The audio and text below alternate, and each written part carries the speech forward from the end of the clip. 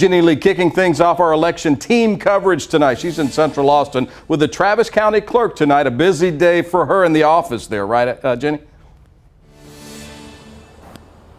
Absolutely, Brian, and they will be even busier tonight. All the ballots are turned into here, this building, so they can be counted. All right, Travis County Clerk Rebecca Guerrero joins me now. And Rebecca, how are you on election? How busy has it been? Today has been a very busy day for us.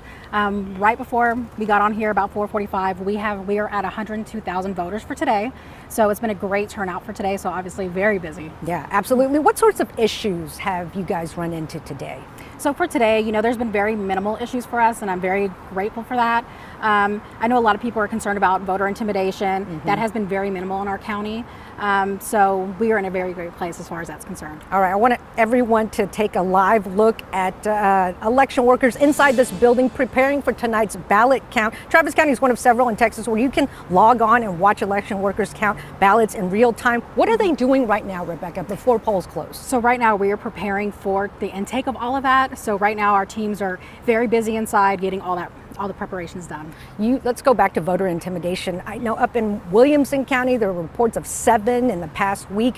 You have said previously there were some minor cases. What does that mean, minor cases? So minor cases means that there is someone who is going up to voters as they're entering a location, asking who they're voting for, those types of things. We have not seen very many major issues regarding that for this election. Meaning no aggression and Correct. Harassment. Okay, so that is good news. You also mentioned 102,000 voters so far. How does that compare to 2018? So in 2018 on election day, we had 110,000 voters. So we're very close to that goal for today. We still have 2 hours left. So I think that we will probably meet that and probably exceed it.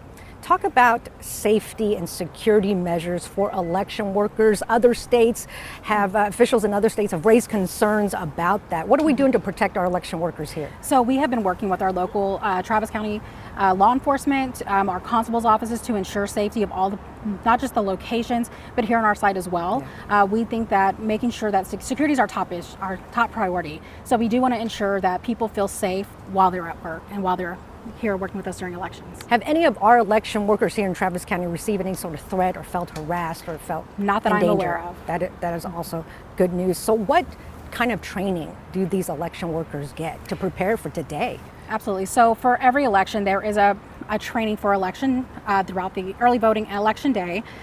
They go through the same training every election cycle. This year we did add de-escalation training to help with workers who feel like there could be an issue in a polling location, how to handle that. And it has been a great tool. We received great feedback from our workers regarding that. De-escalation meaning how to de-escalate a potential threat. Correct. Okay, and so you don't want to tell us how to do that, right? Well, it's basically verbal communication. Okay. Is really the biggest thing. That's really what we've seen, and it has been a great tool for poll workers to be used. Rebecca, we've been telling people all day to make sure to bring their approved voter IDs before coming out here and to make sure you don't bring in electronics. What else do you want to tell voters with just a couple hours to?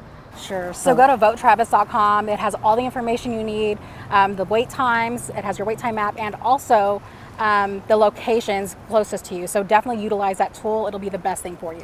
One final thing, if you go to votetravis.com, the wait times, that website is a little wonky. Tell us why. It's not absolutely in real time, by the way. Right. So sometimes the polling locations, the judges there are the ones who are in charge of updating that. There are times where there is a delay if there's a long line. So just be patient with the workers. They're doing their best to make sure that the voters are getting everything they need at that moment. Rebecca Guerrero, Travis County Clerk, busy night ahead. She also said she hopes to have all the ballots counted by 2 a.m. Don't hold her to that, but she hopes. Do not. Okay. Hopefully so. Hoping for smooth sailing ahead. All right, back to you guys in the studio. Jenni putting her on the spot out there tonight. Jenni, great information there, no doubt about it. A busy night ahead for sure. That's KVUE's Jenni Lee downtown for us tonight. Let's head